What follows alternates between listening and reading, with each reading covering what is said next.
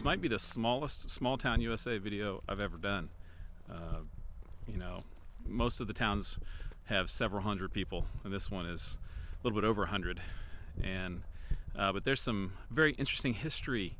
This is like the town that was, you know, attempted to be removed from the map by multiple different things, but is surviving. So there's not a lot of downtown, but let's take a little stroll through what is kind of the Main Street area, talk about the history and some of the kind of crazy things that have happened here, and then we'll check out the rest of town. Orlando is located in Logan County, Oklahoma, which is basically in the central part of Oklahoma, north of Oklahoma City. It's in the extreme northeast corner of the county, and in fact, some of the land is in neighboring Payne County, but most of the downtown and what you would consider the town of Orlando is in Logan County. Before the opening of the Cherokee Outlet in 1889, this area was known as Cherokee. And then when the post office opened in 1889, it was named Orlando after Orlando Heisel, who was a relative of one of the town site developers. It's had a colorful history. In 1892, Oliver Yantis, a member of the Doolin Gang, was wounded and captured outside of town. He was brought into town where he eventually died. 4 years later, 1896, a group of con artists bought some homesteads near the town, salted them with gold nuggets, and started a small gold rush. Several townspeople lost a great deal of money before the plot was exposed. 1902, a woman had bought adulterated kerosene for the lamps in her house. The impure material exploded when she lit the lamps, starting a fire that killed her, her children, and spread to several houses in the town. 1927, a tornado killed 2 people and destroyed several houses in the town.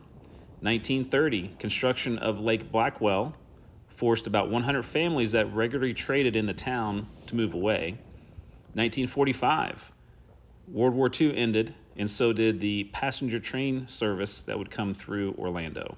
1964, I-35 was constructed, and most of the commercial highway traffic that went through Orlando went away. So as you can see, a lot of things tried to remove this town. The population has gotten smaller, and it's still hanging on there. 130 people today. It's about a third of what it used to be, but still a town, still incorporated, and some interesting things to see here in Orlando, Oklahoma.